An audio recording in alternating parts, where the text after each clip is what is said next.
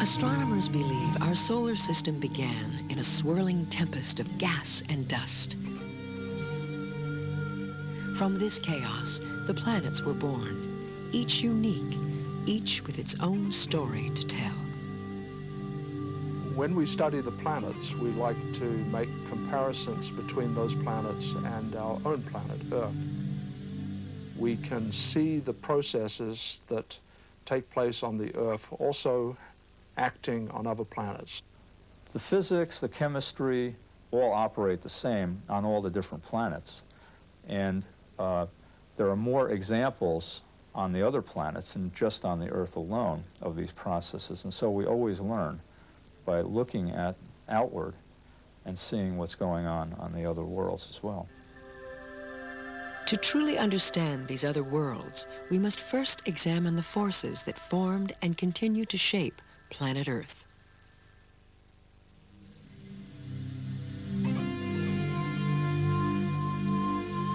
We think that all planets, including Earth, formed by the collision of smaller bodies.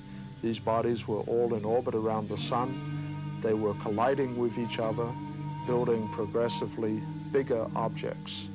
As this body formed, it was severely heated by the impacts.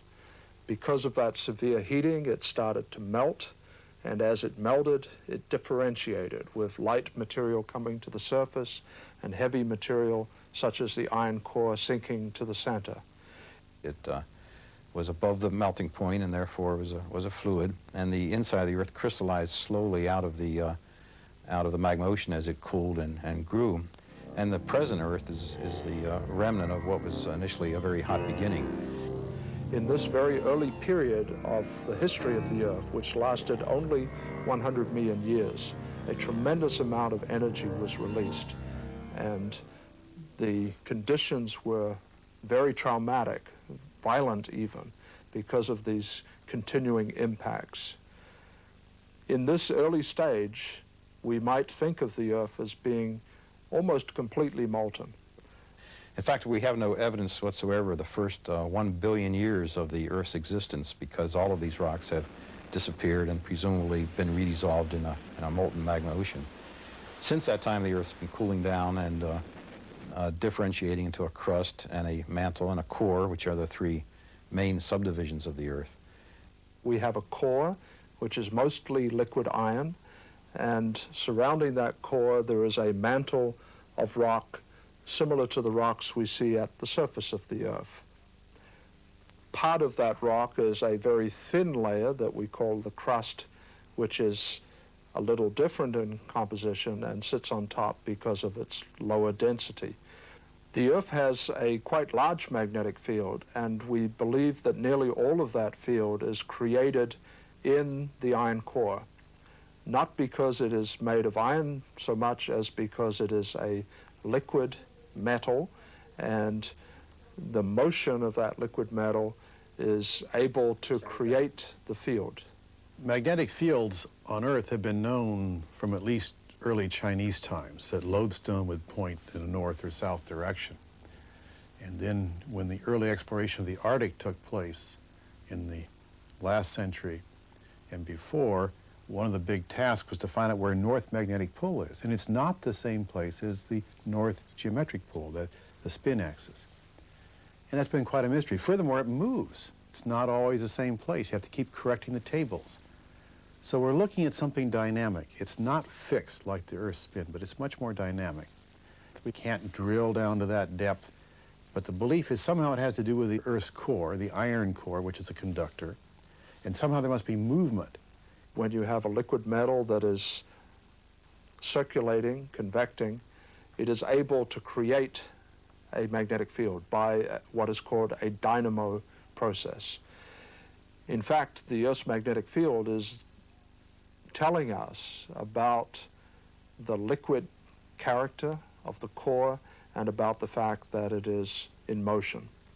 While our planet's magnetic field offers strong evidence of a molten core, scientists learn even more from the movements of the Earth itself. You can see power lines are swaying. It's a real tough question about how to image or see the outside of a planet, the skin, and then imagine what might be going on inside. But fortunately, from studying the Earth, we have some pretty good ideas, because there we have a lot more information. We have seismic waves that go deep into the Earth. We have gravity fields around it and so forth. Seismology is the best method we have for determining what the structure of the inside of the Earth is. And earthquakes, although they can be very destructive, they provide a lot of energy, and seismologists have seismometers all over the surface of the Earth, mainly in the continental regions. And these pick up waves from earthquakes, including waves that bounce off the core, that bounce off the other side of the Earth.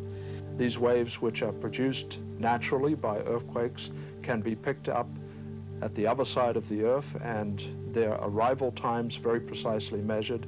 And by knowing through laboratory study the speed of waves in different kinds of materials, we can then work out what the inside of the Earth is made of. The waves of motion created by earthquakes not only tell us about our planet's interior, they reveal the dynamic nature of the Earth's crust.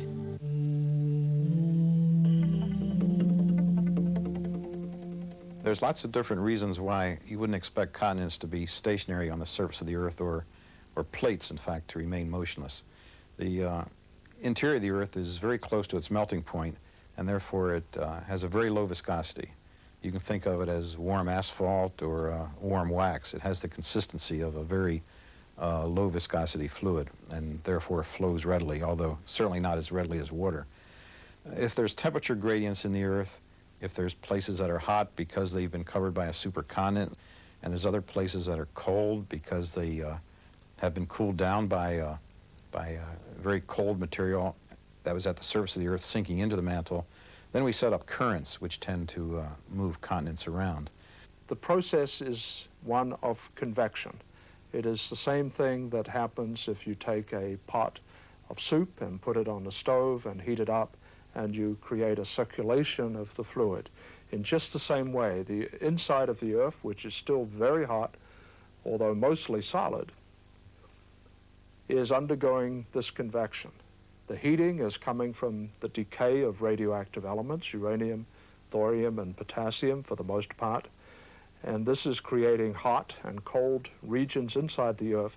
And just as a hot air balloon rises in the Earth's atmosphere, so hot rock, solid rock, but hot rock can flow up. And as part of the circulation, we see at the surface of the Earth the sideways movement of material. What we're seeing now on the surface of the Earth is actually a fairly unique situation, where we've had a supercontinent that just in fairly recent geological time broke up. If you can imagine North America and Europe being attached to the northern part of Africa, South America being attached to the southern part of Africa, and then Antarctica and Asia and India and Australia clustering around the southern and the eastern part of Africa, then we have the supercontinent of Pangaea. It lasted for perhaps 200 million years, and then for some reason it broke up and all the pieces dispersed. People used to talk about continental drift as though the most important part of that motion was just the continents themselves. We now know that, in fact, the most important place to look is on the ocean floor, because it is there where we see the processes responsible for these movements. Seafloor spreading is the phrase used to describe the fact that a new ocean floor is being generated at mid-ocean ridges continuously. And these mid-ocean ridge basalts are moving out and away from the mid-ocean ridge, and the mid-ocean ridges themselves are pushing the continents apart. So seafloor spreading just describes the fact that the crust of the seafloor and the mantle under the crust is not stationary, it's not static, it's constantly being generated, and just like a conveyor belt, the new crustal material is being spread away from the mid-ocean ridge. We see it in the middle of the Atlantic, we see it out in the middle of the Pacific as places where new material is being made on the surface of the Earth, And of course, since this is a circulation, it has to go down somewhere, and the material, once it has cooled off, is sinking back down into the Earth in places that we call subduction zones. The Aleutian Islands ride on top of a subduction zone. Another example is Japan and south of Japan, and also off the coast of Chile. There is a subduction zone going under South America. So this is all part of a giant circulating system, all part of mantle convection, all part of what we would call a heat engine.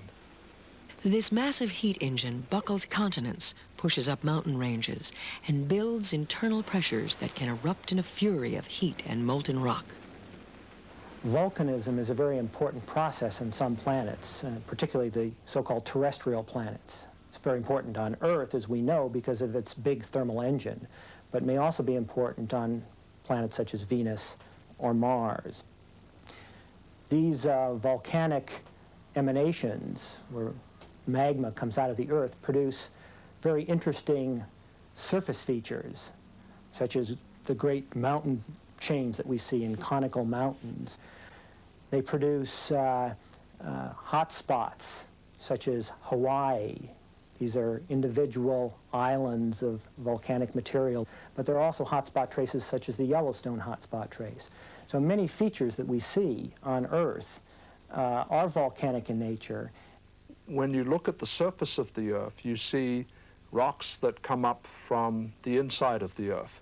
In most cases, it's only a short distance from inside the Earth, in fact, perhaps 100 kilometers. These rocks are often volcanic. They started as liquid and rose up in a volcanic process, flowing onto the surface of the Earth where they froze.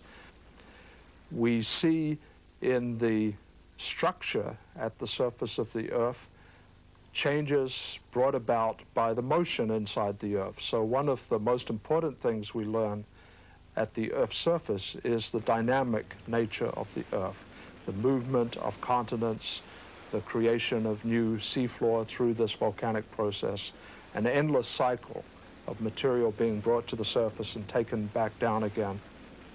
It is this cycle of renewal that has forever destroyed evidence of our planet's violent beginning.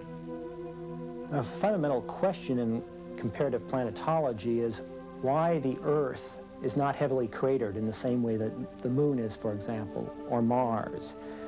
The real simple answer here is not that we've led a charmed life, but rather that the evidence for all of this cratering is long since disappeared on the Earth. Much of the cratering probably occurred in the early part of the history of the solar system, and with plate tectonic processes going on with cyclic rates of about one cycle in 200 or 300 million years, we very quickly, again within the context of the several billion-year-old age of the solar system, we very quickly wipe out evidence for this early cratering history of the Earth. Ever since the planetary exploration program started, we've been looking at the other terrestrial planets to see evidence for plate tectonics. And so far it turns out that every planet is absolutely unique, and the Earth is probably the most unusual in having evidence for large-scale motions of the plates. On other planets, we will expect to have the same processes, but interestingly, part of it seems to be different. The surface motion is much less on other planets. We don't see the subduction zones, the other part of the circulation, and so we don't think that the material is being continuously recycled. So remarkably, the Earth is at the moment the only planet we know that manages to do this very efficient, continual recycling many, many times over through Earth history. Except for seismology, most of the evidence we have about the deep interior of the Earth is from the surface.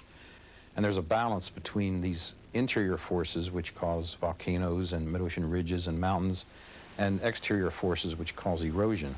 So atmospheric processes and rivers continuously degrade mountains and coastlines, and plate tectonics is constantly regenerating these. If either one of these mechanisms was to turn off, the Earth would be quite a different place. And because the Earth has a hydrosphere, has running water, has an atmosphere, as well as interior dynamics, molten lava, which comes to the surface, we can expect the Earth to be quite different from some of the other terrestrial planets. Just as the continual recycling of the Earth's crust makes it unique among the planets, so too does the thin layer of gas and liquid that clings to its surface.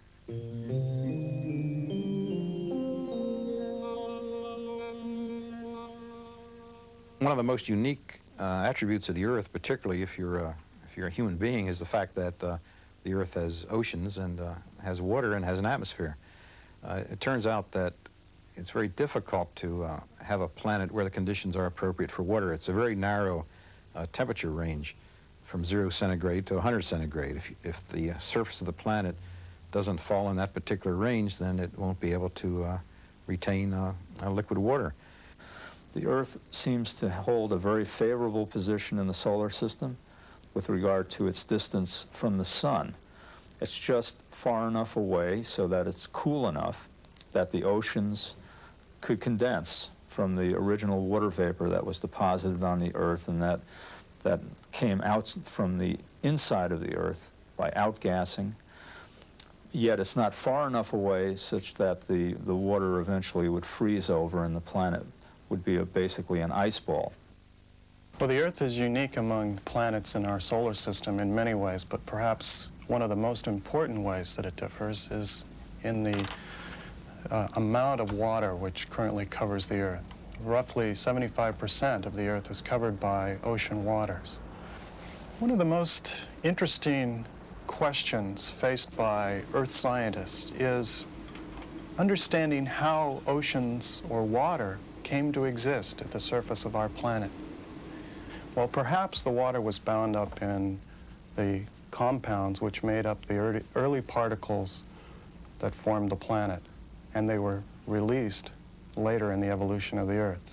It's one of the most important mechanisms for bringing water vapor to the surface of the planet is through volcanic eruptions. We know, for example, today that water makes up a large component of the volatile elements that come out in volcanic eruptions. Continuous venting of the Earth's interior also played a key role in the formation of its atmosphere. The origin of the Earth's atmosphere is fairly complicated. There were developments early in the history of the Earth and then developments that occurred later. When the Earth first formed by accretion, of course, there were primordial gases that accreted with the Earth. These consisted of large amounts of helium, hydrogen, and so on. A lot of these gases were eventually lost by simply being blown away by the solar wind blowing through the solar system. Then there was a later epoch where volatile gases came out from the interior of the Earth by volcanism and other processes where the interior of the Earth was overturning or convecting. But it's still not completely clear whether all of the present atmosphere of the Earth and Venus, for example, came from the present interior, or whether it's possible that a secondary atmosphere can form by the impact of comets. It's still controversial. We still don't know if most or all of the volatiles, even in the case of the Earth, were brought in after the planet itself formed, or whether a slow, continuous degassing process is still happening today to remove the volatiles from the interior. We think that after the Earth formed, the material that made up the Earth had a small amount of gas as part of the rock, but during the melting of the Earth, some of that gas escaped, as indeed it does right now in volcanoes such as Hawaii, where we see water as steam and carbon dioxide coming out of the volcanoes at the same time as the lava flows flow down the side of the mountain. On the early Earth, these processes of bringing gas out of the interior were much more extensive, much stronger, and so we think that it is quite likely that you could build up a dense atmosphere, probably of carbon dioxide early on. In time, the Earth cooled, and most likely its atmosphere condensed in great rainstorms that formed the first oceans. From the interaction of the ancient atmosphere and oceans, there would arise a new force to to help shape the planet.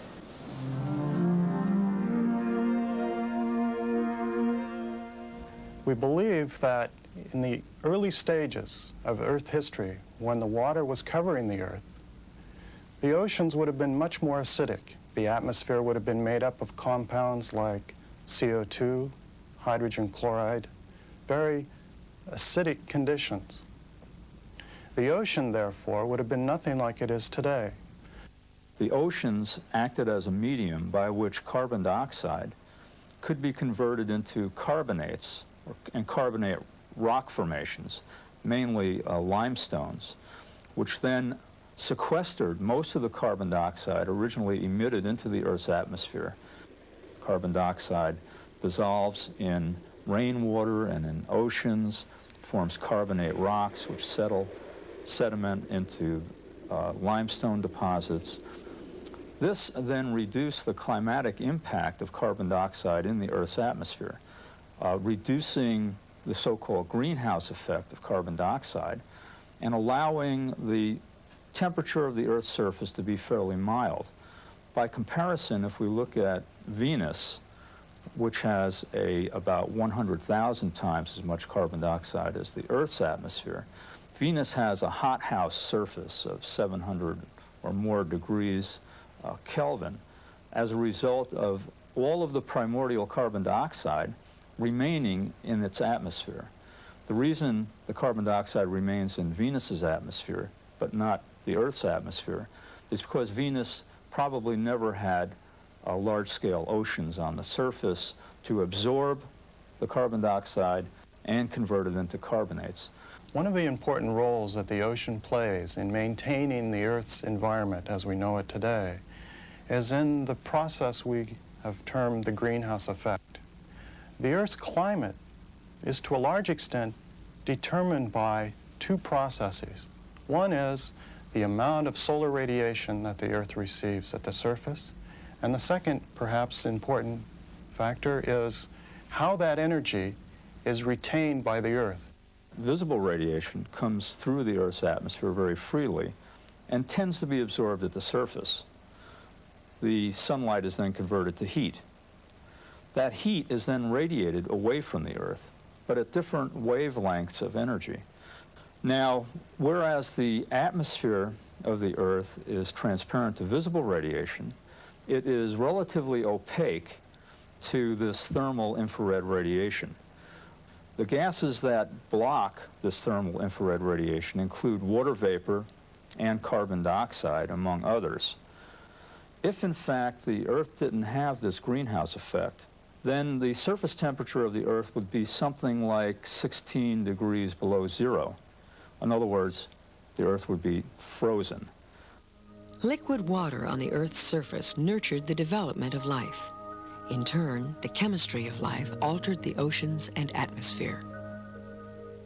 One of the major steps in the evolution of the ocean took place at the time when oxygen was sufficiently abundant in our atmosphere and our oceans to allow minerals to exist in the ocean without being oxidized. And free oxygen was available for the metabolism of higher organisms. Life could not evolve on the land surfaces of the Earth because ultraviolet radiation there was extremely intense. The early Earth had no oxygen or very small amounts of oxygen in its atmosphere. Accordingly, it had no ozone layer. Hence, ultraviolet radiation from the sun could beam down directly to the land surfaces and fry anything that happened to be down there.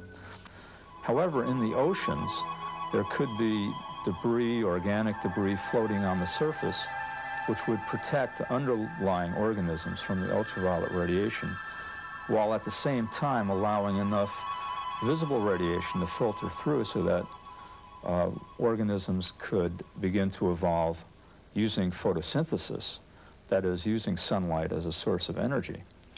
Perhaps the next most important step in the evolution of the oceans took place when there was sufficient oxygen buildup in the atmosphere and oceans to allow organisms to inhabit land. This took place certainly many hundreds of millions of years ago, but relatively recently in the history of the Earth. The photosynthetic organisms in the oceans would emit oxygen as a byproduct of photosynthesis. The oxygen would evaporate into the Earth's atmosphere and accumulate there.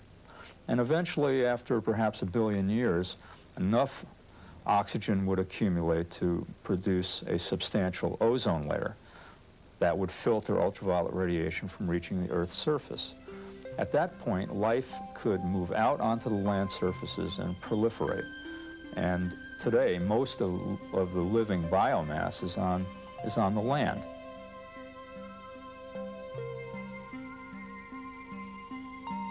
All of these factors have produced a climate that's very stable, that's very benign, and this has allowed human civilization to evolve and develop over the last 10,000 years. But 10,000 years is just a small drop in the bucket of all time in the solar system, and the survival of human civilization will depend on that favorable environmental state sustaining itself over a much longer time. This is why it's essential that we study the planet as an organism, if you will, an interactive system of solid Earth, of oceans, of atmosphere, and of living organisms.